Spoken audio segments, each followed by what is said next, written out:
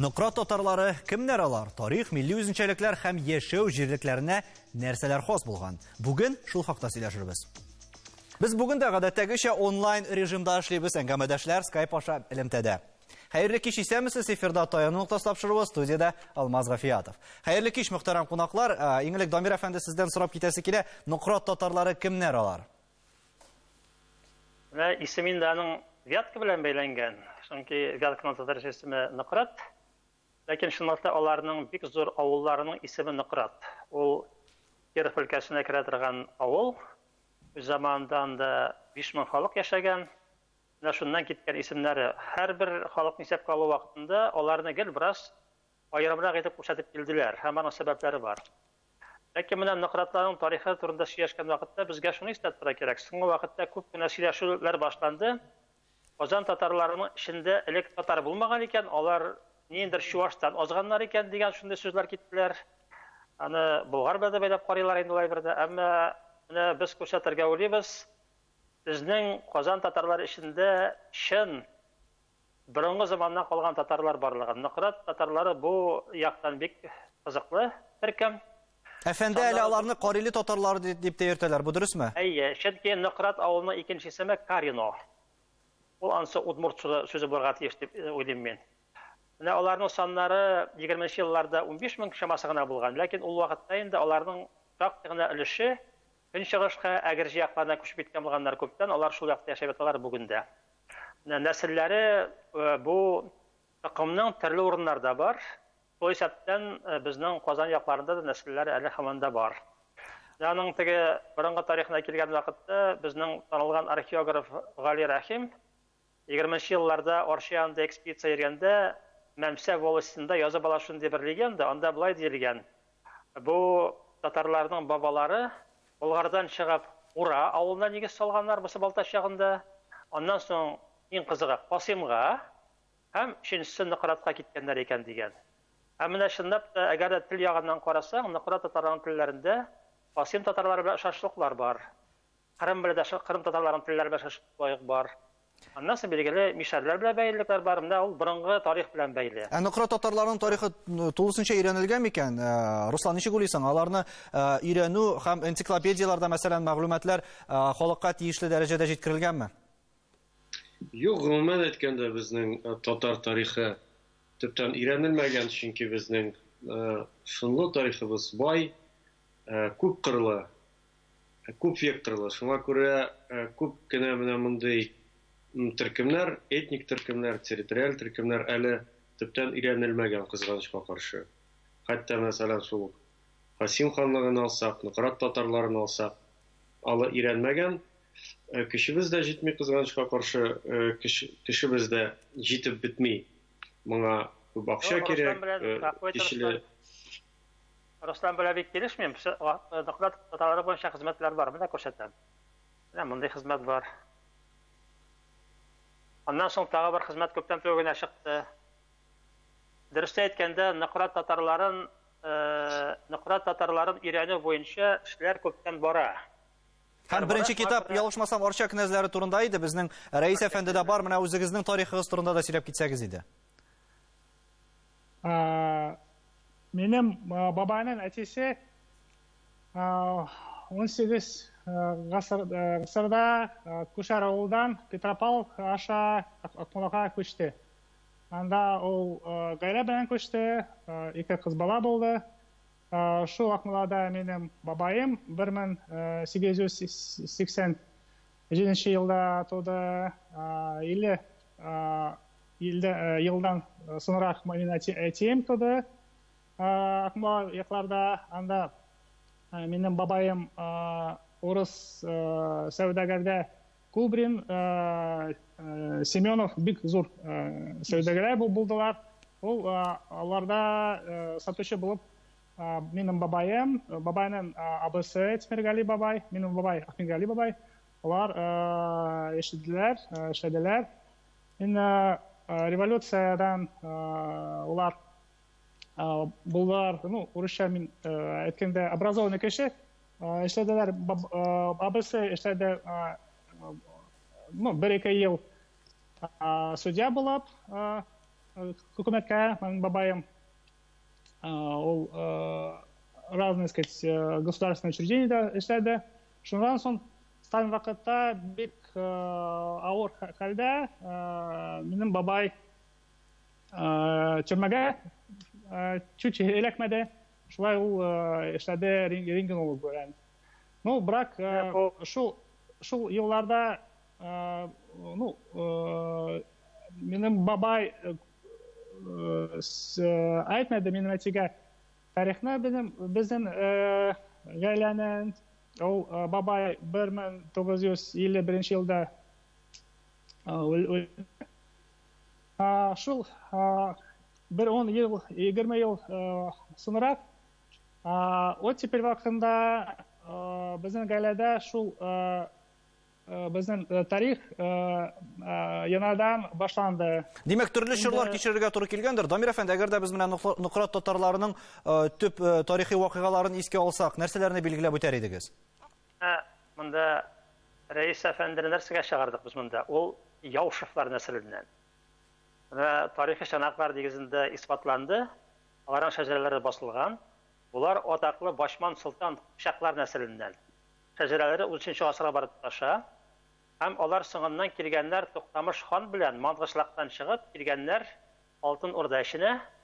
Һәм соңыннан шунда таралганнар. Безнең якка килүләре аларның бабаларының Улы Мөхәммәд белән. Чөнки Улы Мөхәммәднең үзенең шәхси 4 кабиләсе гвардиясы. Анда Кыпчак кабиләсе вәкилләре дә булган. Алар менә Казан ханлыгына килеп утырганнар. Һәм Кыпчак кабиләсе шуннан соң әйләнгән Арча юлы удмуртларның хуҗаларына. Аларның крестьяннар удмуртлар булганнар. Арча крепостендә утырганнар. Менә Яушевлар нәселе шуннан чыккан. Без Казанны алган вакытта Яушевларның нәселләрен шунда күрәбез. Яуш князь үзе дә искә алына. Әмма бусы Казан ханлыгы эчендә берлеше төньякта булган. Менә шушы Вятка ягында удмурт андагы Шипста елгасы буенда удмуртларны контрольдә тоту өчен. Алар менән Нократ авылда калганнар һәм шул авылда яшәп, алар соңыннан анда озак кына заманнар төрле крестьяннарга хуҗалар булганнар, ләкин 1588 елны алардан чыгарганнан соң, удмуртларны алардан алганнан соң, алар бүтән бу эшләргә керә алмаганнар инде, хуҗа була алмаганнар, алар әкренләп аннан чыга башлаганнар. Хәзерге Удмуртия якларына һәм аннан соң китәләр Әгерҗе якларына. Менә аларның авыллары шунда таралып утырган төрле урыннарда. Шунда әйтәм бит, Әгерҗе ягындагы татарлар Иж бассейндагы берләшә шушы Нократ татарларының токымы. Соңрак кайберләре чыгып киткән Минзәлә якларына да. Ләкин менә иң кызыгы шунда, булар чын татар бит инде. Теге Алтын Урдадан чыккан, нәселләре буларның затлы, бик борынгы заманнарга барып таша. Әйе, менә сез энциклопедияда шулай язылган, сезнең бер цитатыгызны кирәм, алар Кыпчак кабиләсеннән чыкканнар, барысы да затлы татарлар дип. Менә бу затлы татарлар дигән төшенчәгә аңлатма биреп китсәгез иде. Нәрсәне аңлата ул? Башта мин әйтеп китә алам сезгә. Бу монда бит булар Кыпчак кына түгел, бу Башман Солтан әле монголлар килгәнче инде хөкемдар булган. Аның Кыпчакларның, аның белән бәйле Кыпчакларның көнчык Кыпчакларның баш каласы хәзерге Оренбург урында Актүбә шәһәрендә булган.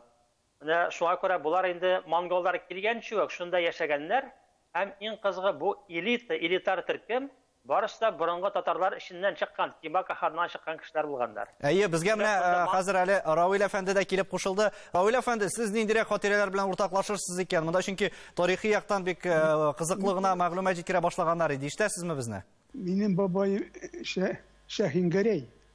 Без шул нидән күчеп килгән Петропавлдан Акмолага, ул хәзер инде Акмола дигәнебез Казакъстанның Нур-Султан дигән инде зур каласы. Без борыннан белә идек татар мөхитен, татар нәселләрен сөйләп, татарлар да Акмолада бик аз түгел иде. Татарча яши иде. Шул Әтинең абысы бар иде, Тимергали абзый.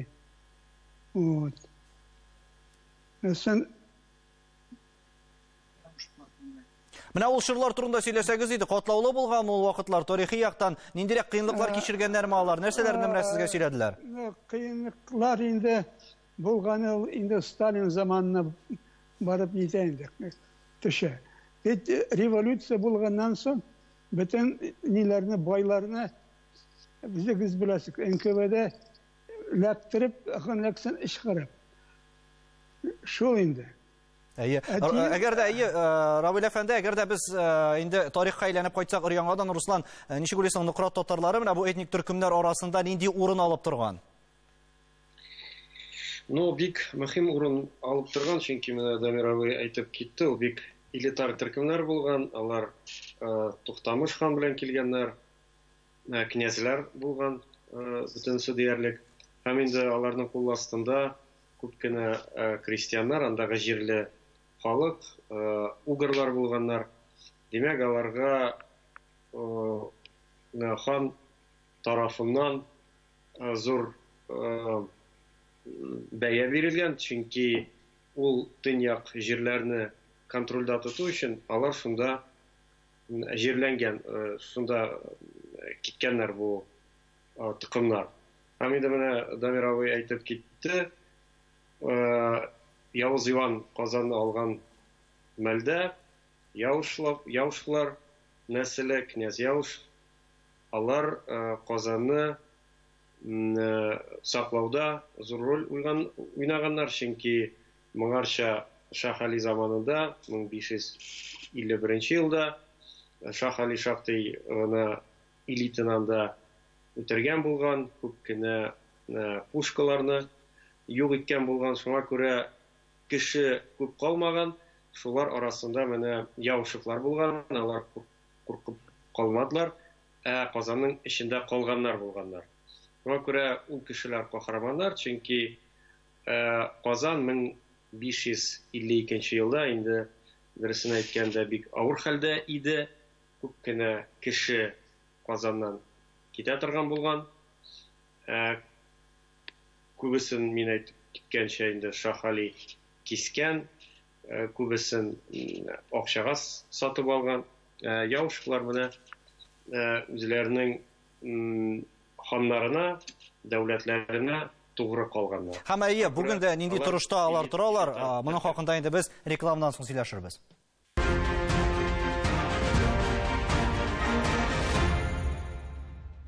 Татарстан Яңа гасыр телеканалында таянып ташлапшыруы, без бүген Нократ татарлары турында сөйләшәбез, һәм рекламадан соң безгә Илнар Гарифуллин да килеп кушылды. Илнар, сине сәламлыйбыз. Иң беренче сорау хәзер сиңа. Әлеге Нократ җирлегендә дип әйтик инде, безнең милләттәшләребез инде Болгар чорыннан ук яшли башлаган диләр. Бу фикер белән килешәсеңме син? Әлбәттә, Нократ җирләре ул Идел Болгарының төньяк чикләренә кергән. Һәм ул якта инде безнең ата-бабаларыбыз Идел Болгары вакытында да, Алтын Урда вакытында да актив рәвештә эшкәртеп, ул җирләрдә үзләренең авылларын, аннан ниндидер теге хәрби үзәкләрен төзеп, ныгытмаларны төзеп, ул җирләрдә яшәп, дип әйтәйек инде, үз дәүләтләрен территориядан киткәннәр. Дамир әфәнде, без инде монда күпмедер дәрәҗәдә тарих һәм династиялар турында сөйләшә башладык. Менә шул уңайдан инде Нократ татарларының әһәмияте аларның буыннан буынга күчкәндер инде. Менә бу безнең татар шул ук инде этник үзенчәлекләрне исәпкә алганда буыннан буынга үзгәргәнме алар? Ләкин әллә инде элекеге ниндидер үзенең үзенчәлекләрен саклап кала алганнармы? Менә болгарлар килеп керүе монда әһәмиятле, шундыктан документлар нигезендә расланды. Арча князьләре Балташ якларынан, Көкмара якларынан аннан алып киткәннәр болгарларның тукымнарын. Алар рус документларында Чуваш дип язылган, ләкин истә тора кирәк, Чуваш дигән сүз җир эшкәртүче, Шаваш дигән сүздән алынган. Шуңа күрә анда алар күчкәннәр һәм анда бераз буталганнар, көньяк удмуртлар белән катнашканнар. Шуннан иң кызыгы килеп чыккан бисермәннәр. Бисермәннәрнең бер өлеше татарлаша, бер өлеше 18 гасыр башында христианны кабул итеп, удмуртлар белән бергә. Хәзерге бисермән булып калдылар. Алар инде башка халык. Ләкин Нократ татарлары арасында бисермән тукымнары шактый. Мин уйлыйм, аларның иштән бире элекке бисермәннәр дип. Шуңа күрә бу теге монда татар катламы да бар, болгар катламы да бар. Ну, Казан татарларының формуласы шулай барлыкка килгән. Тагы бер әйтеп китәм монда, ул бик кызык. Яушыклар турында сөйләштек генә. Яушыкларның төп биләмәләре күшәр якларында булган, ләкин сыгыннан алар кулына эләккән шулай ук Иж бассейнында Тирсә дигән бер биләмә. Һәм бу биләмәдә аларның крестьяннар да яшәгән, соңыннан шушы биләмәләрне алар сатканнар Тәфкилевләргә. Тәфкилевләр аннан крестьяннарны күчергәннәр әле Башкортстан якларына да. Димәк, монда затлы татар нәселләре бер-берсенә бәйлеләр. Алар теге сәүдә элемтәләрендә дә булганнар, булай да контактларын югалтмаганнар, төрле төркемнәр үзара шулай аралашканнар. Ләкин менә безгә шуны истәттерергә кирәк, бу татар катламы алдан Урда чорыннан бик әһәмиятле катлам булган. Алар феодаллар катламын тәшкил иткәннәр. Тыгыннан алар арасыннан инде буржуаз этапта зур байлар да чыккан. Сон ягыннан күпме булган алар, сон ягыннан? 15 мең шамасы күп түгел. Әле ул 15 мең дигән бер 4 меңе ул элекеге бисермәннәр тукымнары. Шуңа күрә, әмма сон ягыннан күп булмасалар да, алар әһәмиятле роль уйнаганнар, чөнки югары даирә бит булар. Алар мәдәнияткә йогынты ясаганнар, аннан соң менә Яушевларның берлешеп күчеп киткән Троицк ягына, аннан Казакъстанга киткәннәр. Билгеле, Сталин вакытында алар репрессияларга бик катыләгәләр, аны ултырда әйтелде. Шуңа күрә бу нәсел шундыйда таркатылган төрле якларга. Руслан, аларның менә бу таркатылып яшәгән вакытлары дип әйтик, һәм аларның бүленешләре менә бу очракта әле алга таба тарихны билгеләүдә һәм сәяси яктан нинди роль уйнаган дип саныйсың?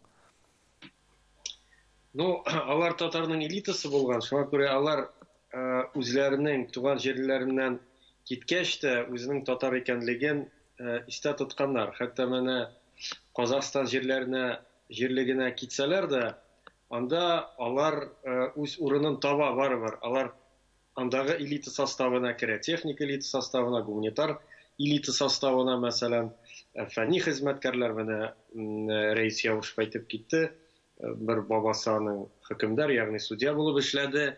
Ягъни анда да безнең татарлар югалмады. Ул нәрсәне күрсәтә? Элитар статусны. Чөнки элитар статус ул генетик яктан да килә, аннан соң үз аңнан да килә. Ягъни кеше гади эшчегә әверлә алмый. Әгәр дә инде ул баһадур, мәсәлән, әгәр дә инде батыр, ул Казакъстанда да, Үзбәкстанда да батыр булып калачак. Шуңа күрә менә бу нәселнең язмышы ул гомумән татарның язмышына тиң. Чөнки без дә менә булай сибелеп яшибез, шул вакытта үзебезнең татарлыгыбызны, үзебезнең тарихыбызны, үзебезнең сәяси аңыбызны югалтмадык. Шуңа күрә менә бу Дамир абый язган китап аша татарның гомумән тарихы чагыла, минемчә. Нукрат татарларына ниндирәк сыйфатлар хас икән, аларга үзгәрәме ул менә еллар узу белән, алар телләре бәлки аерылып торадыр, сөйләмнәре, менә нәрсәләре белән алар үзенчәлекле? Аерылып тормый, минемчә, әлбәттә, ниндидер теге удмуртлар белән тору йогынтысы бардыр ул, но әллә нәрсә түгел. Менә без күрәбез, аларның антропологик кыяфәтләре дә әллә нәрсә үзгәрмәгән, алар озын буйлы, киң гәүдәле, шундый кешеләр. Шуңа күрә үз аңнары да үзгәрмәде. Аннан соң теге территориаль яктан китсәк, ул да әллә нәрсә аларга тәэсир итмәде, чөнки алар борынгыдан инде күчеп йөргәннәр. Чөнки алар ханның элитасы, ханның гаскәре булган. Дамир әфәнде, сезнең дә әйтер фикерегез бар иде бу юнәлеш буенча? Теге аларның мәсәлән Нократта яшәгәннәр өлешләре ебашлы татар булганнар һәм хәтта катнашканнар Себер ханлыгын яулап алуда да рус гаскәрләрендә булганнар. Шуңа күрә аларның хезмәтләре нәтиҗәсендә бик күп аларга жалованный грамоталар да бирелгән. Ләкин әйтмәсем, алар теге нәрсәдер югалтканнар милли яктан дип. Телләре бик үзенчәлеккә ия шундыйда. Менә мин сезгә бер генә мисал китерәм, анда туганлык терминнары бар. Бу төрле гаиләләр, мәсәлән, аларның берләшмәләре аймак дигән сүз бар анда, бездәге тукымга туры килә. Бише дигән термин, борынгы термин ул Кыпчаклар заманыннан калган термин. Ул бездә татарда бише дигән сүздә калсакланган. Шуның артына килгән вакытта безнең телчеләр аны расладылар, алар шушы Кыпчак телләренә якындар шундыкта. Әйттем бит, Кырым татарларына, Касым татарларына, кайбер казак элементлары да бар сөйләшләрендә. Шуңа күрә үзенчәлекләр бетмәгән, алар тизгә бит трайберлар түгелләр. Булай теге көндәлек мәдәнияттә дә аларның үз билгеләре бар. Мәсәлән, Сабан туй аларның бер өлешендә бар, бер өлешендә Сабан туй юк. Аларның тарихи вакыйгалары, менә бу төрледән төрле баручы тарихи вакыйгалар, аларның язмышында Илнар ничек уйлыйсың? Ничегрәк чагылыш тапкан икән? Без аларны әйтик инде, төрле җирләргә күчкәннәр дип, менә ниндирәк үзгәрешләр һәм кискен үзгәрешләр керткән аларның язмышына, ныкрат татарларның? Нинди без шундый аерым утрау форматта яшәгән татар милләтенең урыннарын карасак та, бит аларның уңайлы яклары да бар, тискәре яклары да бар.